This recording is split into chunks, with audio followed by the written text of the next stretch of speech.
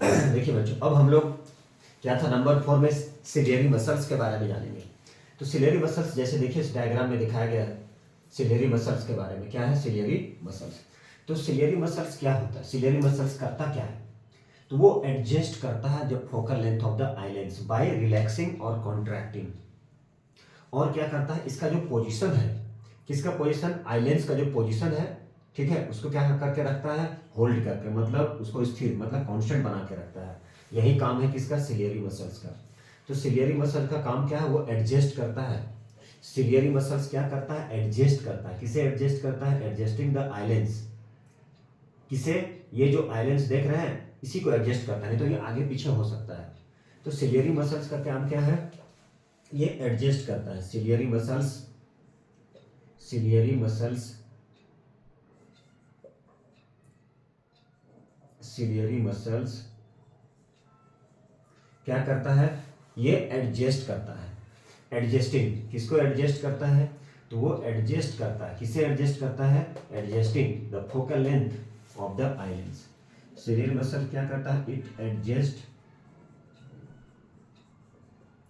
It adjusting the focal length,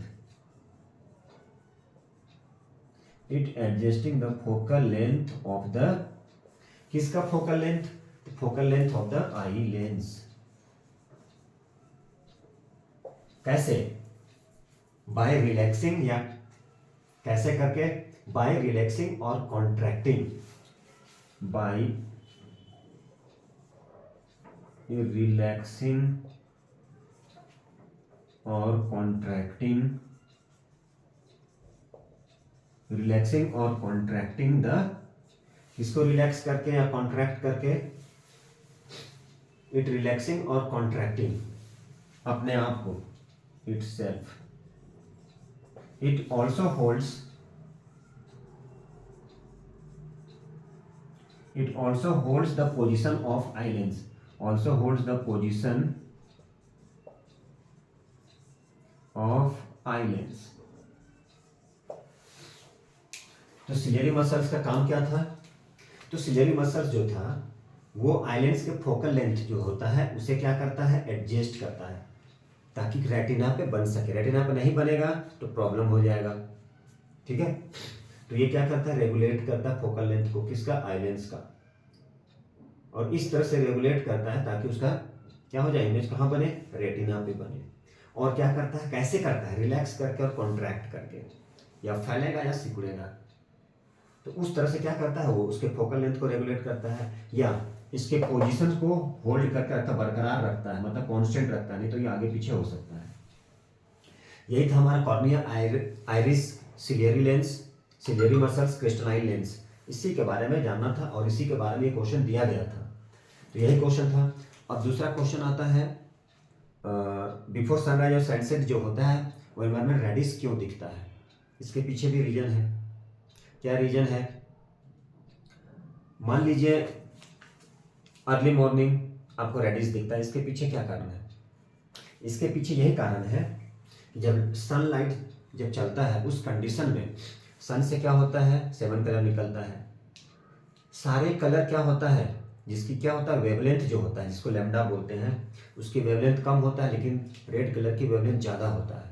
तो red colour का जो वेवलेंथ ज़्यादा होता है और ऊपर से नीचे जाएंगे तो अकॉर्डिंग टू दियर क्या इंक्रीजिंग हो जाएगा, वेवलेंथ बढ़ते जाएगा। रेड में सबसे ज़्यादा होता है VIBGY विब्योर, जिसके कारण से वो एनवायरनमेंट में क्या होता है, बहुत जल्दी आता है, बहुत स्पीड के साथ में आता है। बाकी सारे कलर जो होता है क्या हो जाता है, वो स्प्लिट कर जाता है एनवायरनमेंट में, जिसके कारण से एनवायरनमेंट में चला गया वो। जबकि रेड कलर क्या होता है, एनवायरनमेंट में बहुत देर तक रहता है, इसीलिए वो रेडिश दिखता है। यही कारण है, उसके बारे में हम लोग बात करेंगे जस्ट इसके बाद वाले क्वेश्चन में। Why does the sun appears reddish early in the morning, when will this phenomenon be observed by astronauts on the moon. तो देखिए सबसे पहला क्वेश्चन है कि सुबह में जो हम लोग को जो दिखता है सन रे, वो कैसा दिखता है, रेडिश दिखता है। सुबह में जो होता है सन जो रेडिश दिखता है, और फिर शाम में भी रेडिश दिखता है। अरे कितना अच्छा दिख रहा है, लाल दिख रहा है। ऐसा क्यों होता है, ऐसा जनरली इसलिए होता है कि रेड कलर जो होता है, रेड कलर जो होता है उसका वेवलेंथ जो होता है मैक्सिमम होता है, ठीक है, रिस्पेक्ट अदर। मतलब वायलेट कलर का सबसे कम होता है, ब्लू का भी कम होता है। तो रेड कलर जो होता है वो डेविएट करता है बहुत कम, लिस्ट डेविएशन होता है उसका, लिस्ट स्कैटर्ड होता है, एटमॉस्फेयर में जल्दी वो स्कैटर नहीं करता है रेस्ट ऑफ द कलर के रिस्पेक्ट में। इसीलिए हम लोग को क्या दिखता है, अर्ली मॉर्निंग रेड कलर दिखता है, लेकिन शाम के समय भी वही दिखता है। और दोपहर में लेकिन क्या होता है, दोपहर में हमें क्या दिखता है, व्हाइट कलर दिखता है। क्योंकि वो शॉर्ट डिस्टेंस, इसको हम लोग ऐसे समझते हैं, देखिए इसको कैसे हम लोग समझते हैं। चलिए थोड़ा सा डायग्राम बनाते हैं। मान लीजिए इस पोजीशन पे सन है, यहाँ भी सन है ये सन है और ये भी हमारा सन है, ठीक है। यहाँ भी क्या है, समझिए यहाँ भी सन है इस पोजीशन में, और यहाँ पे क्या है, मान लीजिए यहाँ पे ऑब्जर्वर है ये, ठीक है। मान लीजिए यहाँ पे ऑब्जर्वर है ये। अब ये जो डिस्टेंस है मच लार्जर डिस्टेंस है, ये यहाँ से यहाँ का डिस्टेंस बहुत ज़्यादा होता है, लार्ज डिस्टेंस ट्रैवल करना पड़ता है। जबकि ये क्या होता है, शॉर्ट डिस्टेंस होता है। ये होता है सन, किस समय का, ये नून, एट नून, दोपहर के समय का। क्योंकि मोस्ट ऑफ लाइट जो होता है वो क्या हो जाता है, क्या हो जाता है, स्प्लिट कर जाता है, स्कैटर्ड हो जाता है। तो ये क्या है ये है हमारा लार्जर डिस्टेंस, ये है लार्जर डिस्टेंस ट्रेवल करना पड़ता है सुबह के टाइम में, मॉर्निंग में।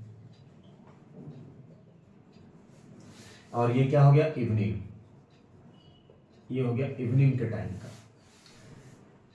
ये है हमारा लार्जर डिस्टेंस, ये क्या है, शॉर्टर डिस्टेंस, ठीक है।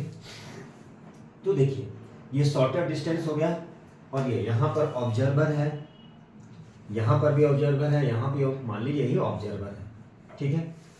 अब ये होता क्या है, क्योंकि वेवलेंथ जो होता है लेमडा रेड का ज़्यादा होता है लेमडा वायलेट का और अदर कलर का।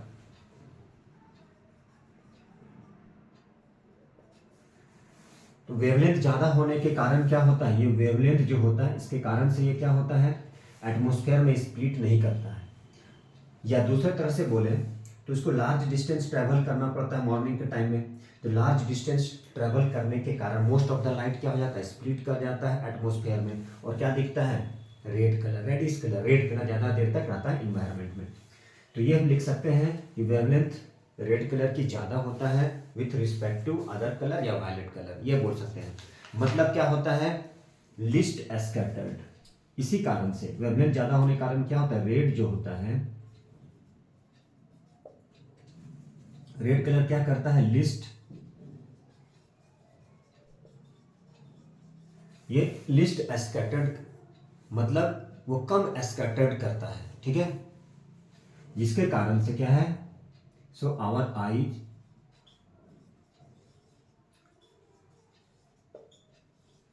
रिसीव द क्या है, रेड लाइट। जबकि यहां पे बोला गया है astronaut on the moon. Moon में क्या होता है, मून में एटमॉस्फेयर नहीं होता है, मून में एटमॉस्फेयर नहीं होता है, जिसके कारण से क्या होता है, वहां पे लाइट रे स्कैटर्ड ही नहीं करेगा। तो हमें क्या दिखेगा, वहां पे ब्लैक दिखता है। Not be observe by the astronaut on moon since there is no atmosphere. वहां पे क्या होता है, but on the moon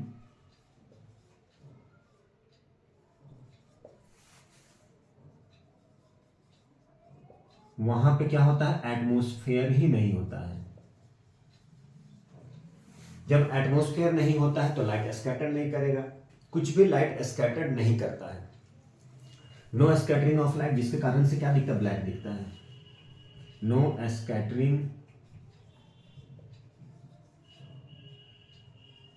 of light, वहां पर लाइट स्कैटर्ड नहीं करता है, लाइट ही स्कैटर्ड नहीं करेगा, एटमॉस्फेयर ही नहीं है। तो जिसके कारण से क्या हो जाएगा, ये फेनोमेना वहां पे नहीं होगा, नहीं दिखेगा वहां पे। यही रीजन है हमारे पास। शाम में भी क्या होता है, जब सन जो है रोटेट करता है अर्थ के चारों, यहाँ गया यहाँ गया यहाँ गया, जिसके कारण से क्या होता है, यहाँ से यहाँ ऑब्जर्वर है, हम लोग देखते हैं दूर से, अरे शाम हो गया, लाल हो गया, लालिमा हो गया, रेडिश दिखता है, क्योंकि उसको भी लार्ज डिस्टेंस ट्रेवल करना पड़ता है। बाकी रिस्पेक्ट जितना भी कलर होता है उसके रिस्पेक्ट में सारा कलर स्प्लिट कर जाता है एटमॉस्फेयर में। जबकि लार्जर डिस्टेंस होने के कारण से रेड कलर एटमॉस्फेयर में बहुत देर तक रहता है, जिसके कारण से रेड कलर दिखता है, क्योंकि उसके वेवलेंथ ज़्यादा होता है, स्पीड बहुत ज़्यादा होता है, पहले आता है वो एटमॉस्फेयर, ज़्यादा देर तक रहता है। यही कारण है, और यही कारण है कि उसका यूज हम लोग क्या करते हैं, डेंजरस सिग्नल में भी उसका यूज किया जाता है। तो ये था हमारा क्वेश्चन 20 का बी। अब हम लोग और भी क्वेश्चन देखेंगे, जिसमें आएगा फ्लेमिंग लेफ्ट हैंड रूल आएगा, और कुछ न्यूमेरिकल शायद आया हुआ है। 2018 के बारे में बात कर रहे हैं, लाइट की न्यूमेरिकल। चलिए उसे भी करते हैं बच्चों। ये हमारा नेक्स्ट क्वेश्चन है। इसमें क्या बोला जा रहा है कि आपको क्या करना है, फ्लेमिंग्स लेफ्ट हैंड रूल को स्टेट करना, बताना है, डिफाइन करना है कि फ्लेमिंग्स लेफ्ट हैंड रूल क्या है। इंपॉर्टेंट होता है फ्लेमिंग लेफ्ट हैंड और राइट हैंड। ये पॉइंट करता है, किसको पॉइंट करता है, ये पॉइंट करता है फोर्स, मैग्नेटिक फोर्स। तो देखिए जरा इसे समझते हैं हम लोग। क्या बोला जा रहा है, state the Fleming's left hand rule, मतलब फ्लेमिंग लेफ्ट हैंड रूल को एक्सप्लेन करना है विथ, चलिए समझते हैं, डायग्राम बना के थ्रू करते हैं। उसका देख इसके वन शॉट वीडियो आएंगे magnetic effect of electric currents का, तो बस वेट कीजिए, जल्दी से आने वाला है। अदरवाइज अभी आप देख सकते हैं, ऐसे हमारे चैनल पे मिल जाएगी वो। तो बोला जाए state the Fleming's left hand rule, very very important. आप लोग जानते भी होंगे, आप लोग सुन चुके भी होंगे, और नहीं सुने होंगे तो कोई दिक्कत नहीं है, डरने की बात नहीं है। State the Fleming's left hand, तो देखिए लेफ्ट बोला जा रहा है, लेफ्ट लेफ्ट लेफ्ट, ये लेफ्टी लेफ्टी, तो फ्लेमिंग लेफ्ट हैंड रूल, तो देखिए जरा फ्लेमिंग लेफ्ट हैंड रूल क्या कहता है, तो डायग्राम के थ्रू करेंगे। फ्लेमिंग लेफ्ट हैंड रूल यही कहता है कि बोला जाता क्या है, according to this rule, according to this rule stretch, क्या करना है, स्ट्रेच करना है, stretch the thumb, four finger and middle finger of your left hand. ठीक है, कैसे, आप अपने हाथ का लेफ्ट हैंड ले लीजिए, थंब, मिडिल फिंगर और four finger, thumb, four finger और मिडिल फिंगर। ठीक है, उसको ऐसा स्ट्रेच करना है कि ये तीनों फिंगर क्या हो जाए, एक दूसरे के म्यूचुअली परपेंडिकुलर, ये इसके परपेंडिकुलर और ये इसके परपेंडिकुलर, इस तरह से स्ट्रेच करना है। ये तो यदि आप इसे स्ट्रेच करते हैं तो उस कंडीशन में क्या होता है, ये जो ये फोर फिंगर जो है वो points in the direction of magnetic field, ये मैग्नेटिक फील्ड का डायरेक्शन पॉइंट करेगा। Thumb points the direction of force and middle finger points in the direction of current, in the direction of current.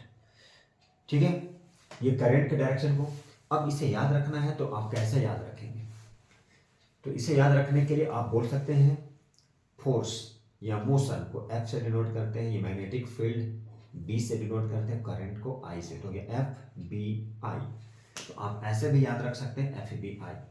तो ये जो FBI होता है, F हो गया फोर्स या मोशन जो थंब बता रहा है, फोर फिंगर, ये फोर फिंगर मैग्नेटिक फील्ड जिसे B से डिनोट करते हैं, ऐसा टेस्ला होता है, और ये जो मिडिल फिंगर है ये पॉइंट करता है किसका, in the direction of current के डायरेक्शन को। तो आप बोल सकते हैं FBI भी बोल सकते हैं, ये अमेरिका के एक एजेंसी है, जैसे इंडिया का रॉ होता है, CBI होता है, उसी टाइप की। तो लर्न रखने के लिए आप ये मेथड भी अपना सकते हैं। तो सबसे पहले हम लोग क्या करते हैं, डायग्राम के थ्रू समझते हैं। तो देखिए सबसे पहले डायग्राम, यदि डायग्राम में कुछ इधर उधर हो जाए तो भैया समझ लीजिएगा, जानम समझा करो। तो अब इसकी क्या है, अब इसकी डायरेक्शन हम लोग करते हैं और थोड़ा सा डायग्राम बनाते हैं। तो मान लीजिए ये थोड़ी सी डायग्राम, मान लीजिए नेल है, ये मान लीजिए फोर फिंगर, इसे बनाते हैं हम लोग मिडिल फिंगर,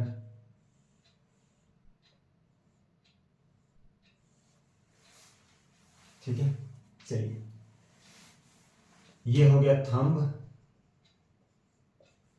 ये हो गया फोर फिंगर, और ये हो गया मिडिल फिंगर।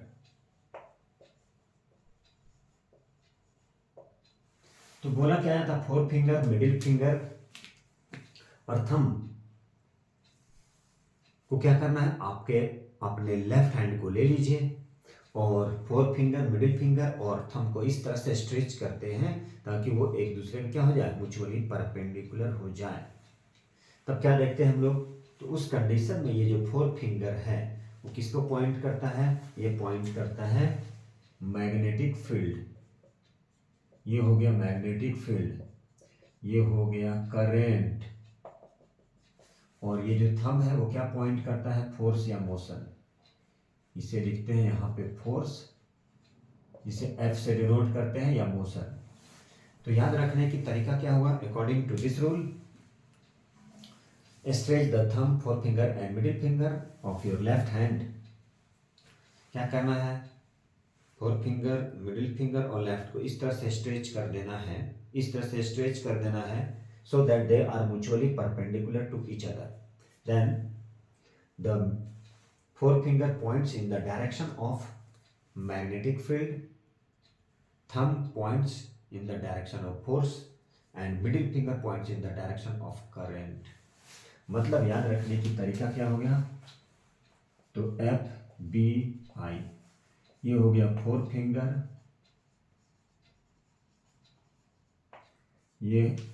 ये फोर फिंगर, सॉरी एफ का मतलब पहले डायरेक्ट लिख दे फोर्स, ये मैग्नेटिक फील्ड और ये करंट। तो ये थंब शो करेगा, ये फोर फिंगर और ये जो होता है वो मिडिल फिंगर। तो यहां पे लिखेंगे अकॉर्डिंग टू दिस लॉ, ये हो जाएगा according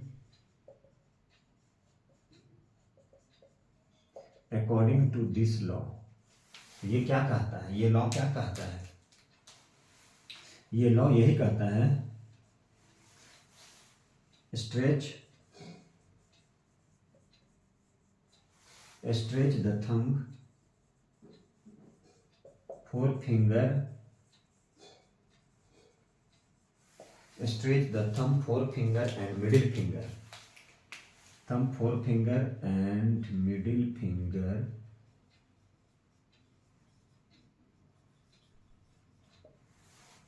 of your left hand.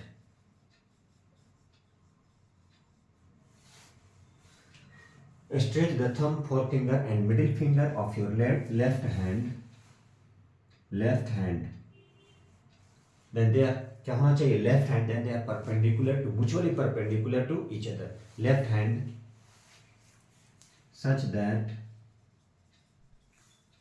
such that they are mutually perpendicular to each other, mutually perpendicular to each other. Then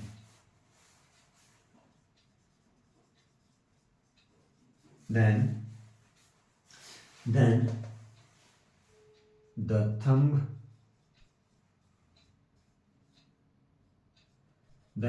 points the direction of, points किसका direction, points the direction of, क्या करेगा, किसका direction, force, middle finger या four finger, forefinger points the direction of, forefinger point the direction of magnetic field and middle finger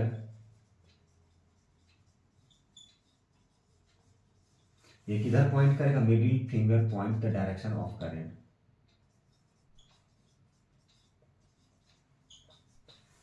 point the direction of current. देखिए ये क्या कहता है, सबसे पहले लेफ्ट हैंड ले लिए, इस लेफ्ट हैंड का ये थंब क्या करेगा, फोर्स या मोशन को पॉइंट करेगा, मिडिल फिंगर क्या करेगा, ये करंट का डायरेक्शन, और फोर फिंगर मैग्नेटिक फील्ड। मतलब मैग्नेटिक फील्ड को बी से डिनोट करते, बी हो गया, एफ हो गया और आई, मतलब FBI, ये हो गया FBI। According to this law क्या कहता है, stretch the thumb, forefinger and middle finger of your left hand such that they are mutually perpendicular to each other.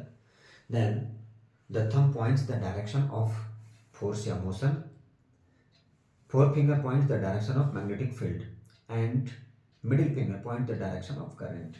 यही कहता है हमारा फ्लेमिंग्स लेफ्ट हैंड रूल, यही है left hand rule. Left hand को स्ट्रेच करना है, ऐसा स्ट्रेच करेंगे कि एक दूसरे के म्यूचुअली परपेंडिकुलर हो जाए, ये इसके म्यूचुअली परपेंडिकुलर और ये मिडिल फिंगर इसके परपेंडिकुलर है। Then the thumb points the direction of force या motion, forefinger points the direction of magnetic field and middle finger points the direction of current. यही है याद रखने की तरीका FBI, अमेरिकी कंपनी।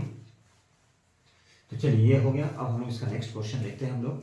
तो नेक्स्ट क्वेश्चन में है, नेक्स्ट क्वेश्चन में दिया आर्मेचर का क्या काम है, स्लिप रिंग का क्या वर्क होता है, तो ये जानेंगे हम अगला क्वेश्चन में। तो यही अगला क्वेश्चन 21B।